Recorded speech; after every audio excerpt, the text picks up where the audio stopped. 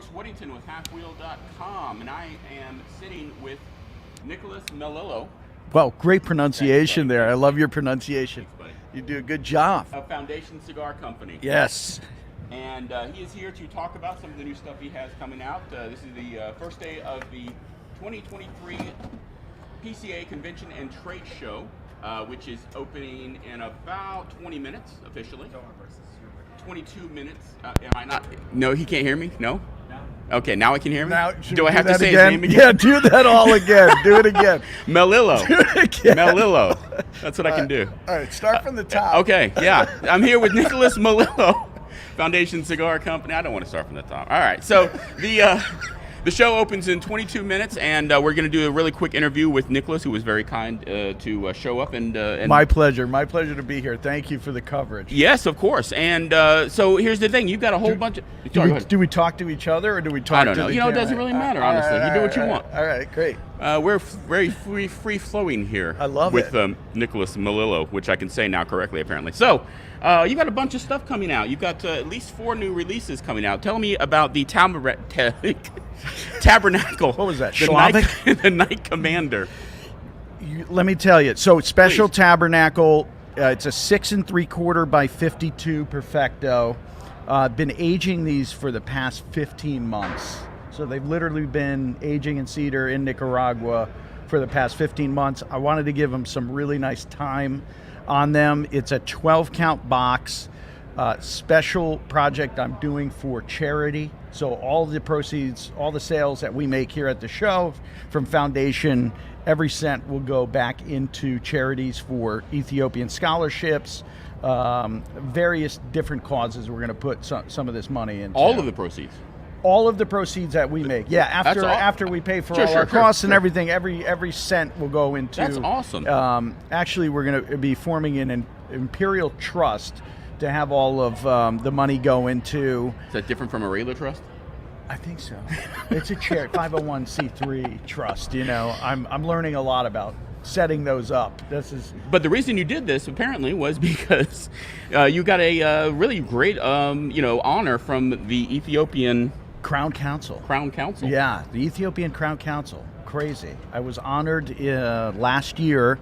The Ethiopian Crown Council knighted me with the Ethiopian Star of Honor, which is on the box. That's so awesome. This is what this is. Yeah. And they knighted me in the Order of the Knight Commander.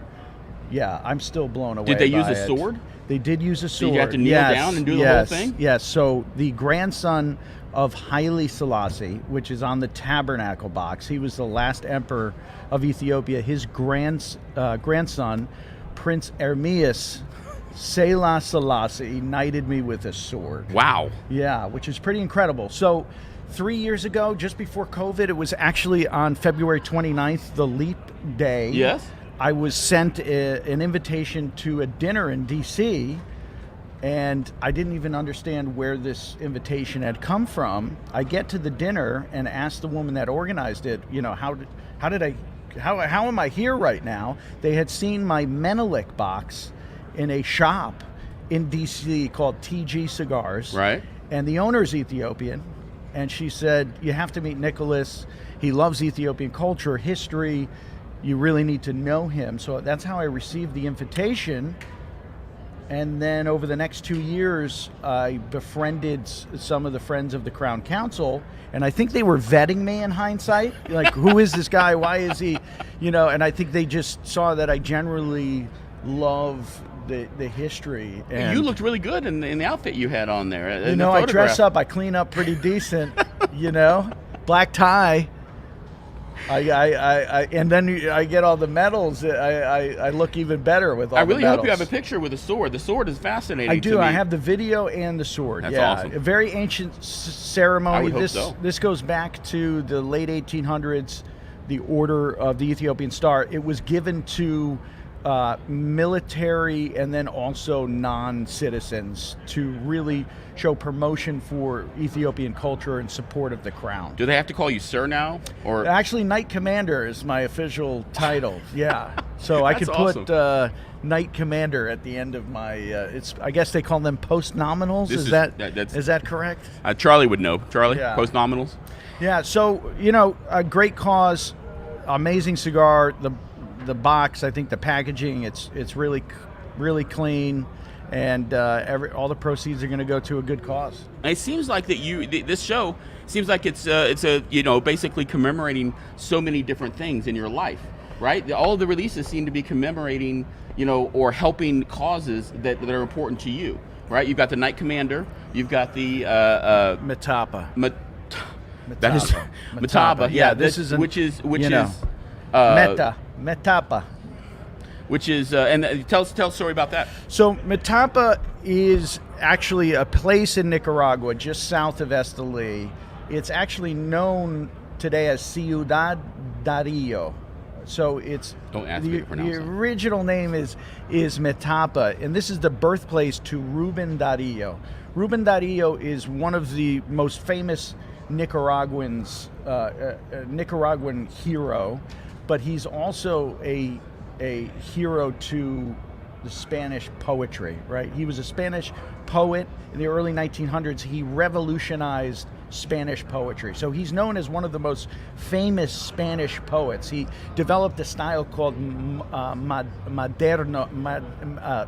Now you got me all tongue-tied. Modernism in Right. English. Right. So he developed this whole structure of poetry in Spanish.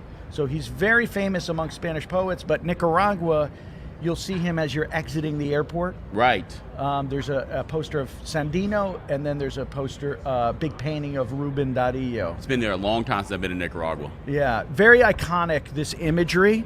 The little influence from Bolivar, I'm with you. that I'm with you. brand I'm with you. with the imagery. And to the Nicaraguan people, he's a very, very important icon within the culture of Nicaragua. So I always wanted to do a brand with him. I was shocked to see that no one ever did a brand. And Matapa is a type of agave plant, and you'll see that in the box and some of the imagery.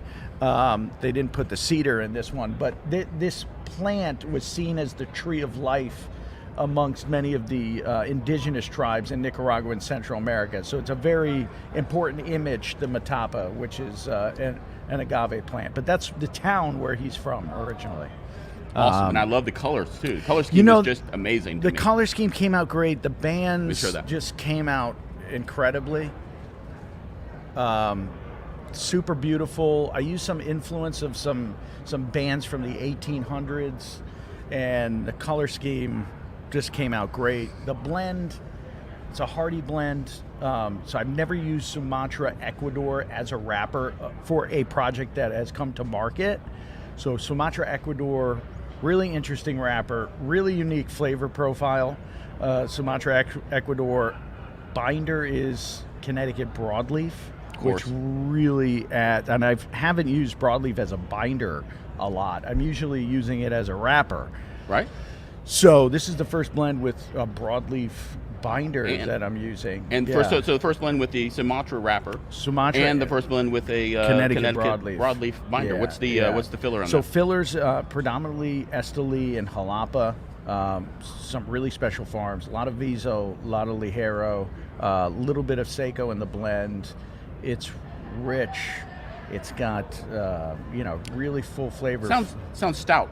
It's stout. It's stout, but it's balanced, which is important, is to get everything to work together so it's balanced, right? That's the key for me when blending, because I don't want something that's going to just attack my palate, hit me strong. So everything always for me is about the balance of the wrapper binder and the fillers, them all working together. But in generally speaking, it's a fuller bodied blend, fuller strength blend. One of your most full? I would say it's up there. Yeah. I would say it's a bit stronger than the Olmec blend. Yeah. The Sumatra Ecuador, it's really interesting. I've been doing a lot of research and trying to understand, how this Sumatra seed got to Ecuador. And from the research that I've been doing, in the 1800s, there was actually a immigration from the Canary Islands. They used to grow a lot of tobacco in the Canary Islands, and the Canary Islands was using a lot of Sumatra seed. Sumatra seed was used a lot in Florida, Certainly. too. In the United States, we Certainly. used a lot. Certainly. Back in the day. So the Canary Islands, there was this immigration in the 1800s to Ecuador, and that's really when that seed started to develop in Ecuador. And it's been a very popular seed throughout. I mean, a lot of brands have used. Do you see yourself using more of it in other blends then? It's very unique to me. The Sumatra flavor profile. It has some of a real kind of smokiness to it. It can be, to me, sometimes too much on the bitter side if you're not careful in how you blend it. Hence, I added the Connecticut broadleaf to bring in some more of that sweetness, the earthiness. And you've got the jalapa as well, which will help with the sweetness and the filler. Yeah, correct. Because otherwise, it can get too much on the bitter side. But it's very unique. I mean, this is, you'll taste, it's unlike any of our other blends, which is crucial for me, right? I don't want to come out with blends that are similar to our other blends, right? Absolutely. Yeah. You want to keep moving forward. Yes. Right? Correct. That's pretty awesome. Yeah. Yeah.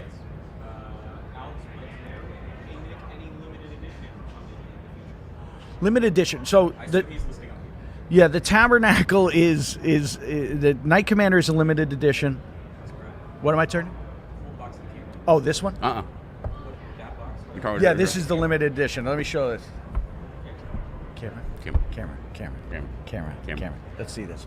This is Matapa. There we go. Here we go.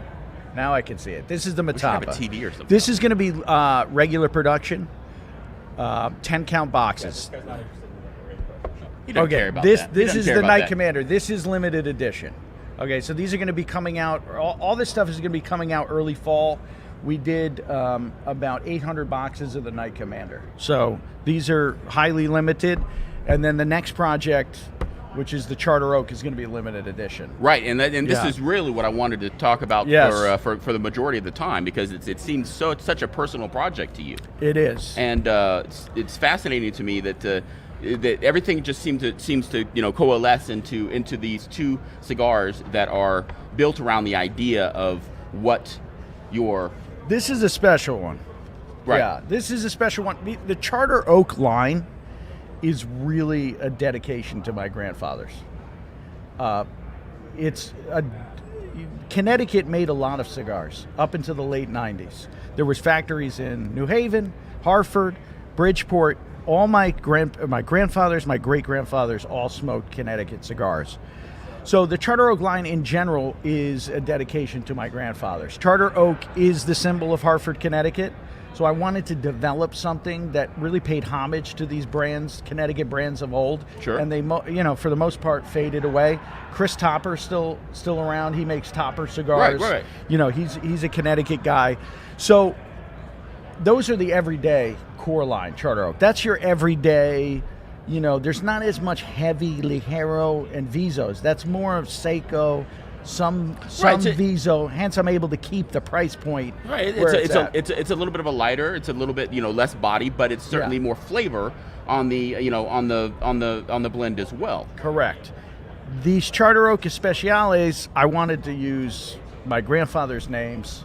One of my grandfathers, my father's father, was called Pasquale or Pasquale. Pasquale, right?